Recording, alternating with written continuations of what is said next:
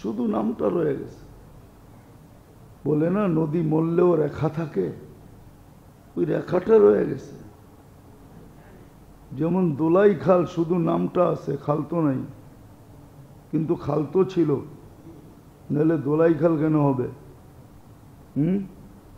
কি দোলাই খাল বোঝেন কি?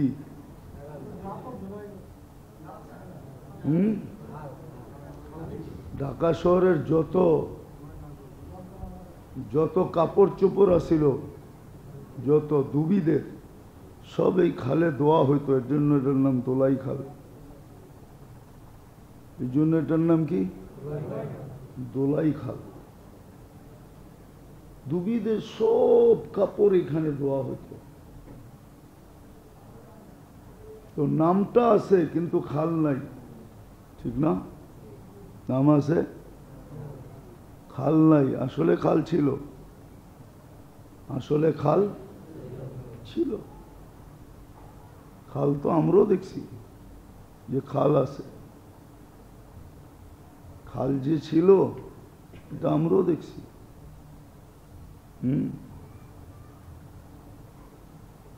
মতিঝিলে যে ঝিল ছিল এটা তো আমরাও দেখছি। এটা তো ঝিল, ওইখান থেকে মুক্তা উঠতো, মুক্তা ঝিনুক থেকে মুক্তা বাহির করতো। এই জন্য এটার নাম হলো মতি ঝিল। মতি মুক্তা ঝিল মানে ঝিল। দানের নৌকা তো ধানমন্ডিতে আমিও লাগতে দেখছি, ধানমন্ডি। ওখানে ধান বেচা কিনি হইতো। এখন তো থাকে দামি দামি লোকেরা, ঠিক না? নাম হয়ে গেছে কি? আসলে হলো ধান মুন্ডি। মুন্ডি মানি বাজার। ওখানে ধান বিক্রি হতো, আমিও দেখছি। বড় বড় নৌকা লাগতো ধান নিয়া।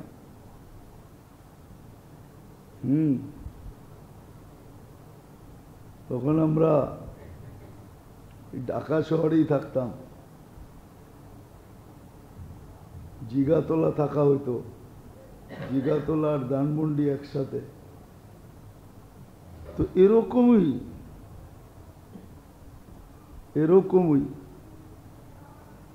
ইসলামের শুধু রেখাটা আমাদের ভিতরে রয়ে গেছে,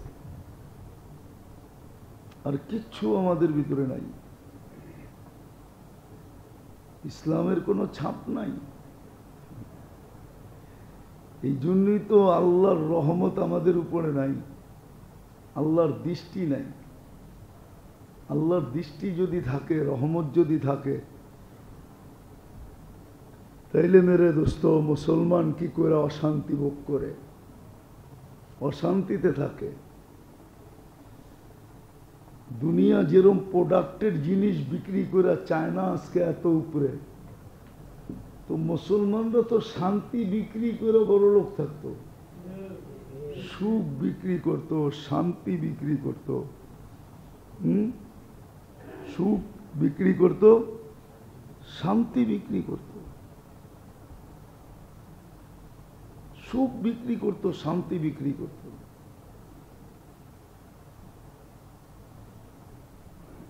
সুখ বিক্রি হতো, শান্তি বিক্রি হতো।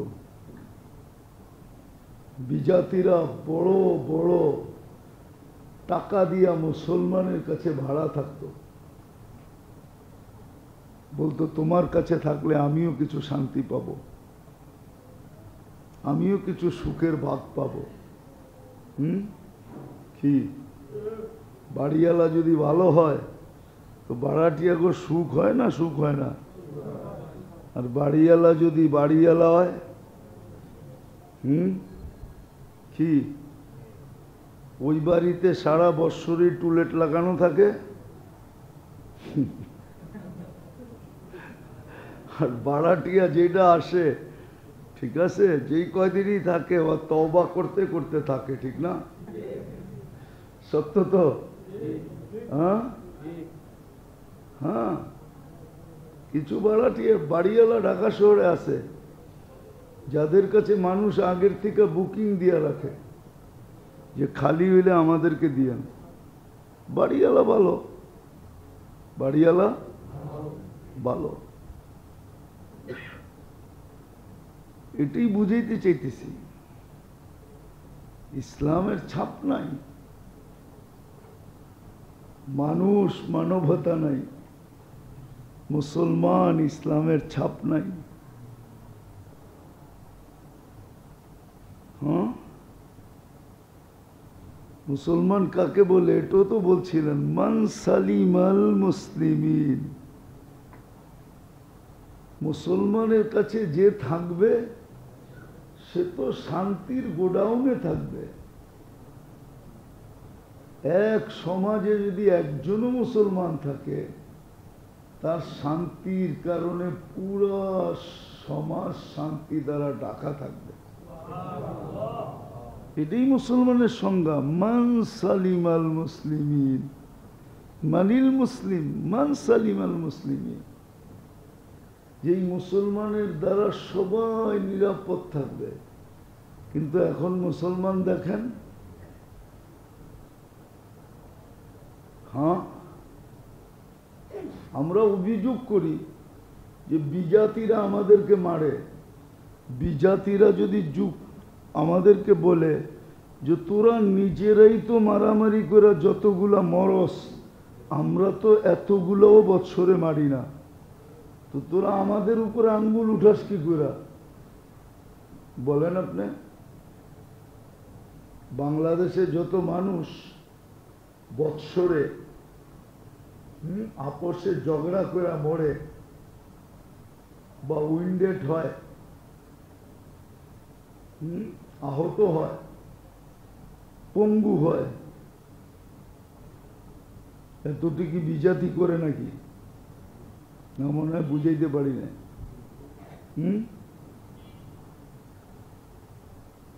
না, আপনি এই কথা বলবেন যে আমরা আপোষে লইরা মরি মরি, তুই আমাদেরকে মারবি কেন?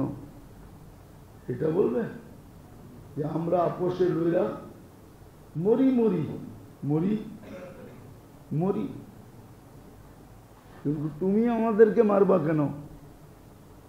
ওরাও তো একটা যুক্তি দিতে পারে, তোমরা আপোষে লইরা যদি এত মরতে পারো, তাহলে আমরা তুই চারটা মারলে অসুবিধা কি? মনে হয় আমি যুক্তিটা বুঝাইতে পারি। কি বলে? হ্যাঁ, এই যে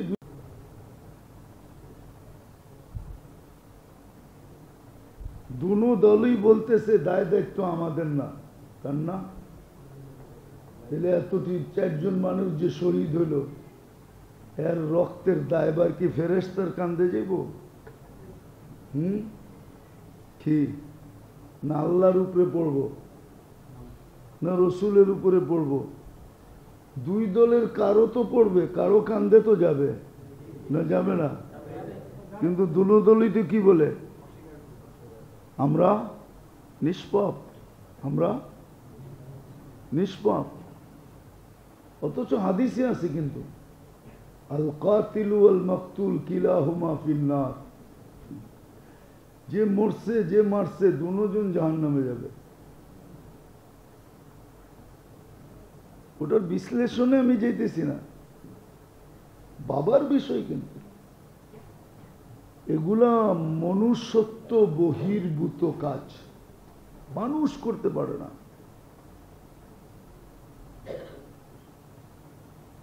আর এটার দ্বারা আরেকটা ক্ষতি হইতেছে বিরাট বড়, ওই দিন আমি বলছিলাম মনে হয়, এটা দ্বারা বিজাতিদেরকে, বিজাতির কাছে হাস্যকর হওয়া, বিজাতির কাছে হাস্যকর হয়ে গেছি আমরা। আমরা এখন বিজাতির চোখে হাস্যকর। এটা দিনদারদের চেহারায় কালিমা, কালো দাগ। দিনদারদের চেহারায় কালো দাগ, দিনদারদের চেহারায় কালো দাগ, এটা কালো দাগ হয়ে গেছে। সাধারণ মানুষ বলতে পারে, আরে থো তুমগো দিনদারি দেখছি, আপোষে লইরেই তো তোমরা চারজন মরে গেছো। 2018 তো মরছে, এবারও মরল শত শত আহত হলো, অনেকজন জীবনের জন্য পঙ্গুত্ব বরণ করলো। তো কোরআনে আছে লা তুসমিত বিহাল আদা, এরকম কাজ করো না দুশ্মন দেখা হাসে, যে যাক আমি যেটা করতাম ওটা ওরা নিজেরা নিজেরই করে দিছে, ওরা আমার আর পরিশ্রম করতে হলো না, আমার আর ব্যয় করতে হলো না, দুশ্মনের কাছে হাস্যকর হয়ে গেছে, বিরাট ক্ষতি হয়ে যেতেছে, কিন্তু কেউ ক্ষতি চিন্তা করতেছে না যে আমরা অন্যের চোখে কতটুকু কালার হইতেছি, হ্যাও হয়ে যেতেছি, হ্যাও হ্যাও প্রতিপন্ন হয়ে যেতেছি।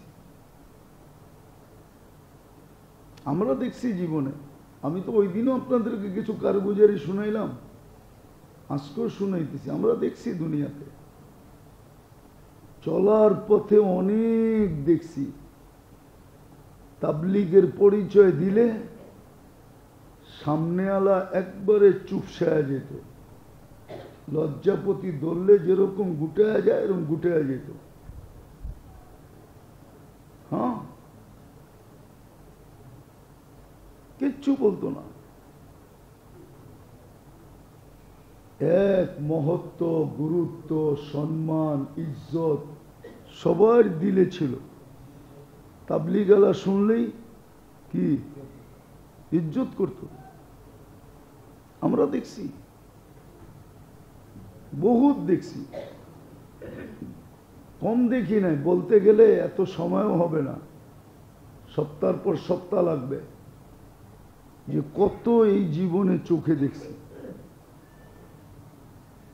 শুধু তাবলীগের কারণে। আমার একদিনের কাহিনী মনে আছে, আমার তখন দাড়ি মোছ মাত্র উঠতেছে, রমজান মাস ছিল, আমি চিল্লা লাগাইতে বাহির হয়েছি। তো আমার তাশকিল হয়েছে মুন্সিগঞ্জ, প্রথম রোগ হয়েছে তালতলি, আগে সদরঘাট থেকে তালতলি লঞ্চ যেত, ঠিক না? এখন যাই কিনা জানি না, এখনো যায়? তখন লঞ্চই ছিল। এই মাওয়া রোড টোড শ্রীনগর ফিরিনগর দিয়ে গুইরা গাইরা যেতে যেতে মাস পার হয়ে যেত, আর লঞ্চেই 1-2-3 ঘন্টার ভিতরে চলে যাওয়া যেত। আমি নামছি, তো ঘাট ছিল বাজারে, তালতলি বাজারে, এখন জানি না কোথায় আছে। তো ঘাটের থেকে নাইমা বাজার পাড়েলেই একটা মাঠ ছিল, এখনো মনে হয় মাঠটা আছে। মাঠের কোনায় একটা মসজিদ ছিল, রমজান মাস ছিল, বৃষ্টির দিন ছিল। হেদায়েতের কথা শুনা মোসাফা করা সদরঘাট আইসা লঞ্চ ধরতে ধরতে পস্তে পস্তে আসর হয়ে গেছে। কোনো মতে যে আসরের নামাজটা পড়ছি, রোজার দিন তো, কিন্তু মাশাআল্লাহ ইমাম সাহেব এমন ছিলেন, উনি তো মসজিদে উঠতে দিবে না, বলছে না মসজিদে উঠা যাবে না। তো মসজিদের সামনে একটা ঘর ছিল টিনের, এমনি পরিত্যক্ত ছিল, হয়তো দিনের বেলা মক্তব টক্তব পড়াইতো। আমরা বললাম এইখানে থাকি, না এখানেও থাকা যাবে না। আচ্ছা সামনে ইফতার করার সময় ঘনায় আসতেছে, আমরা কিছু ইফতারের ব্যবস্থা করি, ইফতারি করি, না তাও করতে পারবেন না।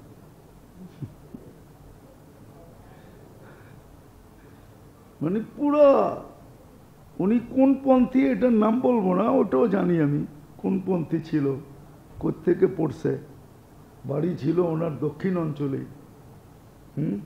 জেলার নাম বললে বললাম না। মনে করেন তখন কেমন দুঃখ লাগে।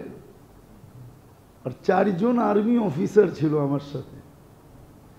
অফিসার তো ফুসতে ছিল, হুজুর আমি আমির ছিলাম, বলেন আপনি অনুমতি দেন। রানিং 4 জন আর্মি অফিসার। আর্মি তো আর্মি বোঝেন, ঠিক না? তো এরা ফুসতে ছিল যে অনুমতি দেন না, থানা তো এখানে অবশ্যই হবে। আমি বলতেছিলাম না ভাই, এটা আমাদের ঠিক নিয়ম না। আমরা আমাদের শক্তি দেখাবো না, আরেক শক্তি দেখাবো। জানি না কেন আমার কান্না আসতেছিল, আমি দাঁড়ায় কাঁদতেছিলাম। তো ওইখানের যদি কোনো লোক থাকে তো চিনবে, ওই যুগে একটা লোক ছিল। দুনিয়ার গড়াকে গড়া বলে না, আমরা বলি, কিন্তু যিনি দুনিয়া বানাইছেন উনি বলে না, আল্লাহ বলে না, রসুল বলে না। যদি দুনিয়া গড়াই হইতো, ছোট একটা কাহিনী আমাদের কিতাবে আছে সাহাবীদের। এক সাহাবীর কাহিনী আছে, উনি আল্লাহ রসুলকে বলছিলেন যে আমি আজকের দিনে ব্যবসা করে যা কামাইছি, আমার এই পুরা সমস্ত সাথীদের ভিতরে কেউ কামাইতে পারে না। আল্লাহ রসুল জিজ্ঞেস করছে কত? কয় 600 আউকিয়া সোনা।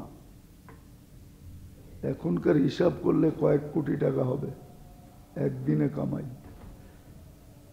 এটা যদি কামান গড়ানো হতো, গড়া হতো, তাহলে কিন্তু আল্লাহ রসুল বলতেন না।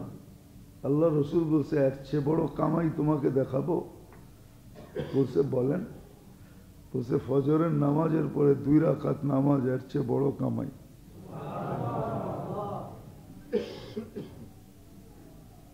বুঝানোর জন্য দেখাইলাম, বুঝলে তো ভালো কথা, না বুঝলেও ভালো কথা। অভিরুচি আপনার, অভিরুচি আপনার। তো জীবন গড়বে আমল দিয়ে, কি দিয়া? দুনিয়ার জন্য না, আখিরাতের জন্য। বরং সত্য এটাও বললে ভুল হবে না, আমল দিয়া দুনিয়ার জীবনটাও গড়বে, যদি আমল সঠিক হয়। হ্যাঁ,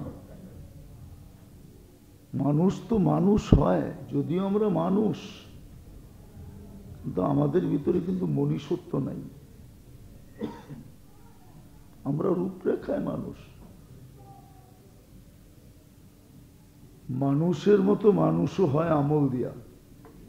যখন আমল সঠিক হয়, পদ্ধতি সঠিক হয়, তো মানুষের মতো মানুষ হয়। ওর দ্বারা কেউ অতিষ্ঠ হয় না, ওর দ্বারা কেউ কষ্ট পায় না। ভুলেও যদি পায়া ফেলে তো এটা সাথে সাথে শোধরায় নেয়, ওটার ভিতরে দেরি করতে চায় না। আপনি মনে করেন, একটু ভাবেন, আবু বকর সিদ্দিক রাদিয়াল্লাহু তাআলা আনহু একজনকে ছোট একটা কটু কথা বলছে, বলেই মনে উঠছে এটা তো আমার কওয়া উচিত হয় না। ওর সাথে সাথে বলছে তুমি বলে দাও আমাকে একটা কটু কথা, প্রতিশোধ হয়ে যাক। বলছে আপনার মতো বড় ব্যক্তিত্বকে আমি কটু কথা বলি কি করে? বলছে তুমি না বললে কিন্তু আমি আল্লাহ রসুলের কাছে তোমাকে নিয়ে যাব।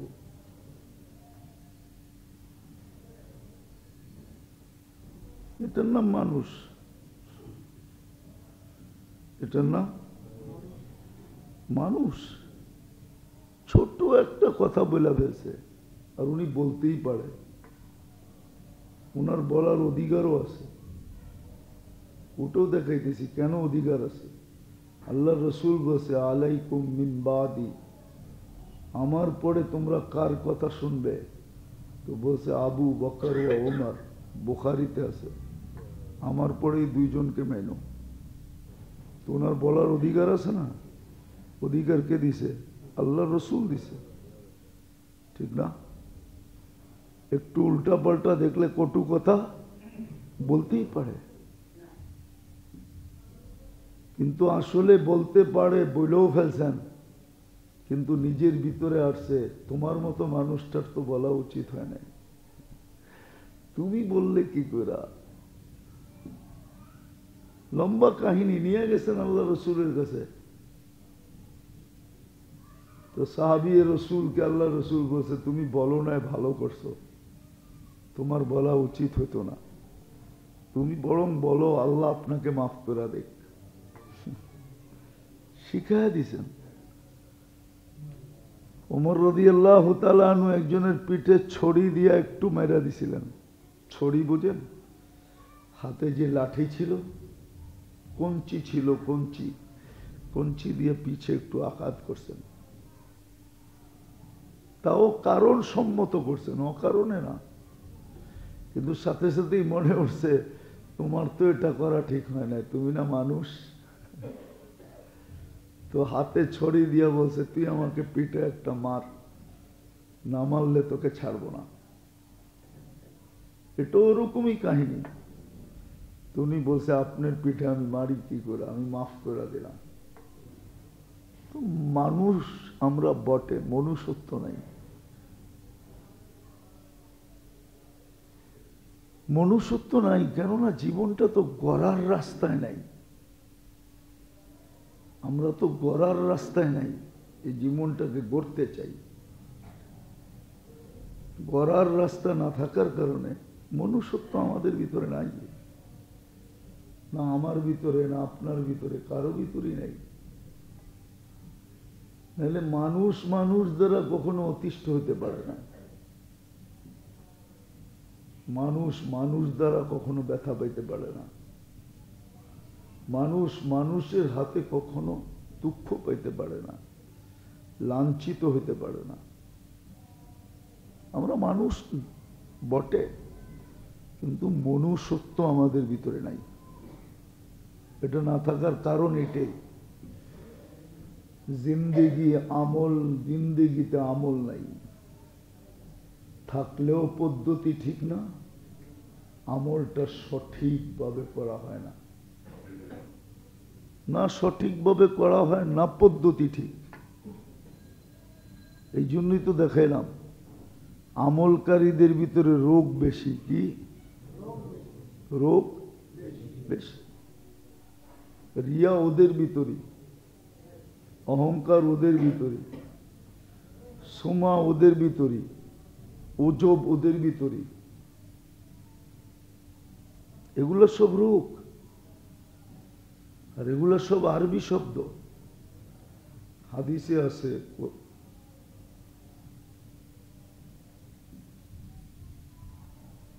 এই জন্য জীবন গড়বে কিন্তু আমল দিয়া,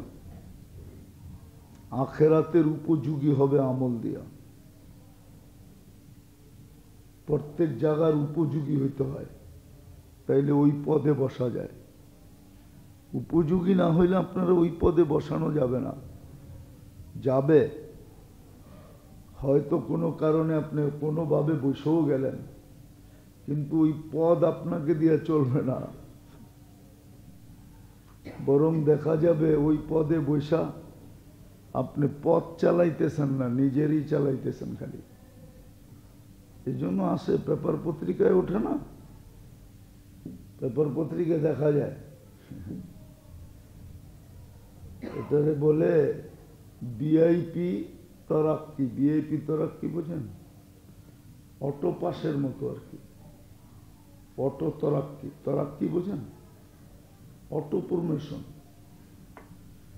যোগ্যতা কিছু নাই, বসায় দিছে। তো দেখা গেছে পথ চলে নাই, খালি উনিই চলছে। হাজার হাজার কোটি টাকা নাই,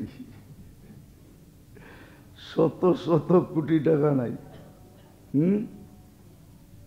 ঠিক না? এটা এই কারণে। আর যদি আসলেই যোগ্য হইতো, আসলেই মানুষ হইতো, তাহলে ওটা দ্বারা ও চলতো না, সংস্থা চলতো, প্রতিষ্ঠান চলতো, হাজারো মানুষ চলতো, সবাই উপকৃত হইতো। এক শ্রেণীর লোক শুধু উপকৃত হতো এমন না, এরকম হাজারো উদাহরণ দিয়ে আপনাকে বোঝানো যাবে, হাজারো উদাহরণ দিয়ে বোঝানো যাবে। আর এটা কারণ এটাই যে জীবনটা আমল দ্বারা গড়তেছে না। আমল দ্বারা যদি জীবনটা করতো না তাহলে এটা হতো না। এই জন্য মেরে দোস্ত উচিত, আমাদের খুব উচিত, কেননা জীবনটা ছোট,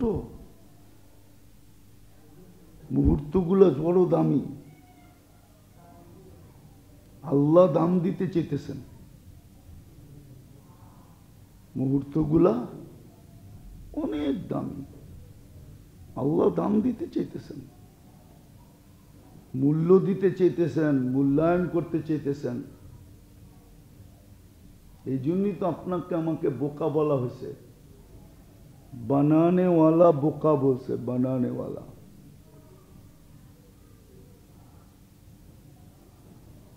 আর আরেকটা শব্দ বললে মিডিয়ার মাধ্যমে মনে হয় আমরা সইতেও পারবো না। জীবন যে গড়ল সেই মানুষ, বাকিগুলো মানুষের কাতারে পড়ে না। কোরআন এটি বুঝাইতে চেয়েছে, উলাইকা কাল আনাম যে বলছে, এর আগে লম্বা কথা বলছে, লাহুম কুলুবুন লা ইয়াফকাহুনা বিহা ওয়া লাহুম আযানুন লা ইয়াসমাউনা বিহা ওয়া লাহুম আ'য়ুনুন লা ইবসিরুনা বিহা। দিল আছে কিন্তু ভাবে না, কান আছে তো শোনে না, চক্ষু আছে কিন্তু দেখে না। তখনই বলছে উলাইকা কাল আনাম, এগুলো সব জানোয়ার, মানুষ না। মানুষ যদি হতো তাহলে এমন হতো না। আজকে আমল না থাকার কারণেই মানুষ, আমরা মানবতা নেই। মুসলমান আমরা, কিন্তু ইসলামের ছাপ নাই, শুধু নাম আছে। ওই হাদিস আজকে সত্য, ওই হাদিস আজকে সত্য, ওই হাদিস আজকে সত্য। লা ইয়াবকা মিনাল ইসলামি ইল্লা ইসমু, ইসলামের নাম আছে শুধু, ছাপ নাই। ওই হাদিস সত্য, নুজিয়াত মিনহা হাইবাতুল ইসলাম। ইসলামের গুরুত্ব, মহত্ব, বড়ত্ব, শ্রেষ্ঠত্ব, ইজ্জত, সম্মান সব আমাদের ভিতর থেকে আল্লাহ বাইর করে দিয়েছেন। দাওয়াতকে দাওয়াত বলে আসলে মানি, এটা দাওয়াত। তো দাওয়াত তো মাসে বছরে 2-1 বার হয়, ঠিক না? এটাকে পারফেক্ট, এটাই আসল, এটা কেউ বলে না। আসল তো নিজের ঘরে দৈনন্দিন যেটা পাক শাক হয়, এটাই আসল, ঠিক না? তো গড়া, যেটাকে আমরা গড়া বলতেছি, দুনিয়া গড়া যেটাকে বলে, এটাকে আসলে গড়া বলা হয় না। যদিও আমাদের পরিভাষায় গড়া বলা হয়, যে অল্প বয়সে খুব জীবনটাকে গুছায় নিছে, এটা সাময়িক, কয়েকদিনের জন্য। নইলে এর পিছনে এই ধ্বনিটা থাকতো না। এর পিছনে কিন্তু একটা ধ্বনি আছে, যে তুমি কামাবে, তোমাকে পুরা খাইতে দিব না। এই জন্য যে যত কামায় তত কম খায়, তার খাওয়া তত কম। ধনী বইলেই যে পুরা ড্যাক খায়া ফেলে এমন না, ওর খাওয়ার মাত্রা অনেক কম। অনেক বাইছা গুইছা দেখা শুইনা চিন্তা ভাবনা কইরা তারপরে এক লোকমা মুখে দেয়, ও খায় কম। যত সুন্দরী মানাক বেশি দিন থাকে না, চলে যেতে হয়। আবার দুনিয়ার মানুষ বড় নিষ্ঠুর, বাড়ির আঙ্গিনায়ও কবর দেয় না। এটাও নিষ্ঠুরতার পরিচয়। বাড়ির ভিতরে কবর দেয় না। কয়টা কবর পাবেন বাংলাদেশে যে সুন্দর বাড়ির ভিতরেই কবর দিছে, যে এতদিন গাড়ির ভিতরে কামরায় বসা দেখতো, এখন বাহির থেকে বসা বসা বাড়িটা দেখতে থাকুক। এটাও তো করে না। এটাও নিষ্ঠুরতার পরিচয়। আর মানুষ যতই জমাক, এর পিছনে একটা স্লোগান আছে, সিদ্ধান্ত আছে, এটা আল্লাহর পক্ষ থেকে, যতই জমাও তোমাকে পুরা ভোগ করতে দিব না। নাইলে বাপের পরে ছেলে উত্তরসূরি হয় কোত্থেকা? বাপুই যদি সব ভোগ করে যেত, তাহলে তো ছেলে উত্তরসূরি হইতে পারতো না। এই জন্য ভোগ করতে দিবে না। তাহলে যেটাকে আমরা গড়া মনে করি, দুনিয়া গড়া, আসলে এটা গড়া না, সাময়িক গড়া। এটাকে গড়া বলা চলে না। আসল তো গড়া হলো আখেরাত গড়া। আখেরাতটাকে কে কতটুকু বললো, এটা হলো আসল। না, আসলে আখেরাতের সবকিছুই চিরস্থায়ী। ওটাই একটা জগৎ, চিরদিনের জগৎ। এটা চিরদিন ওইখানে থাকবে, ওইখান থেকে আর স্থানান্তর হবে না, ওইখানেই থাকবে। সুখে যে সুখেই থাকবে, দুঃখে যে দুঃখেই থাকবে। দুঃখ চিরদিন, সুখ চিরদিন, সত্য এটাই। তো আসলে জীবনটা যে গড়বে, কিসের মাধ্যমে গড়বে? দেহটার গড়ার একটা চিত্র তো আমাদের সামনে আছে। দেহটা গড়ছে, অনেকগুলো অঙ্গ নিয়ে সে গড়ে গেছে। চিত্র তো আয়নার সামনে দাঁড়াইলেই দেখা যায় যে আমার দেহটা গড়া। আল্লাহ কুদরত দিয়ে গড়া দিছেন, গড়া গেছে। কিন্তু জীবনটা কিন্তু এইভাবে গড়বে না। জীবনটা গড়তে হলে আমলই লাগবে। আর মনে হয় অতীতও বলতেছিলাম, আর আমলটাও সঠিক হইতে হবে, পদ্ধতিটাও সঠিক হইতে হবে, সঠিক আমল হইতে হবে। আমল যদি সঠিক না হয়, তাহলে আমলও আমলওয়ালাকে বিগড়ায় দেয়। হাজারো প্রমাণ আছে, আমলওয়ালা কিন্তু বিগড়ানো। কি কি বিগড়ানো? আমলওয়ালা আমল করে, কিন্তু বিগড়ানো, বিগড়ায় গেছে, বিগড়ায় গেছে। আপনি কতগুলো প্রমাণ নেবেন? আমলওয়ালা হওয়া সত্ত্বেও কি হয়ে গেছে? বিগড়ায় গেছে। বিগড়ানো পাবেন আপনি। অনেক এরকম আমলওয়ালা আছে, বিগড়ায় গেছে। আমল করে কিন্তু বিগড়ানো।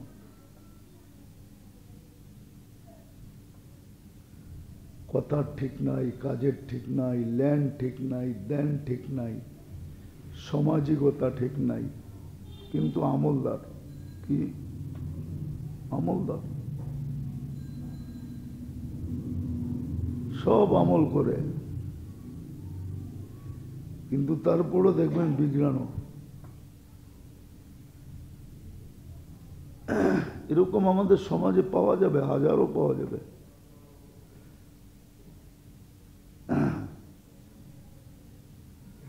প্রতি 10 জনে 9 জনই পাওয়া যাবে এরকম বিগড়ানো। 10 জনে, এটাও বললে চলবে, 10 জনে 10 জনই বিগড়ানো। কিন্তু সবাই আমল করে, সবাই কি করে? আমল করে, অথচ বিগড়ানো। আমল যদি সঠিক না হইল তাহলে আমল মানুষকে বিগড়াইয়া দেয়।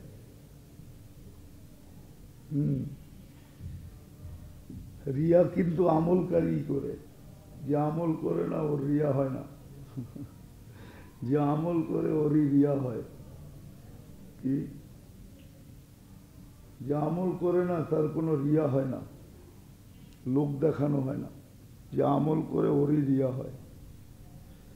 যে আমল করে, আরবি শব্দ এগুলা, ওরই উজব হয়। যে আমল করে ওরই সোমা হয়। যে আমল করে তারই কিবির হয়। আমল না করলে কিবির হয় না। আমল না করা একটা দোষ, কিন্তু কইরা অহংকার করা আরো বড় দোষ। আর এটা এই জন্যই হয় যে আমলটা করছে তো ঠিক, কিন্তু সঠিক না, সঠিক করতেছে না, সঠিক পদ্ধতিতে করতেছে না। আমলকারীরই এগুলা হয়। যে আমল করে না সে তো করেই না, ওর ভুল একটা। কয় যে করে ওর ভুল 100টা, যে করে না ওর ভুল একটা। ওর ভুল একটা কি? করে না। আর যে করে, সংসারে যে সবকিছু করে, ওর ভুল কতগুলা? 100টা। ছেলে একদিকে বলে, মেয়ে একদিকে বলে, স্ত্রী একদিকে বলে, ভাই একদিকে বলে, বোন একদিকে বলে, আত্মীয় একদিকে বলে, স্বজনরা একদিকে বলে, বন্ধুরা একদিকে বলে, বান্ধবরা একদিকে বলে, সবাই ওরে বলতেই থাকে। ও বেশি করে দেখা ওর কি ভুল অনেক বেশি। তো আসলে জীবন যে গড়া, এটা আসলে আমল দিয়েই গড়বে, বিকল্প কোনো রাস্তায় করবে না। আখেরাতের জন্য যে জীবন গড়বে, আর জীবনটার উদ্দেশ্য এটি, ওমা খালাকতুল জিন্না ওয়াল ইনসা ইল্লা লিয়াবুদুন, গড়াই উদ্দেশ্য।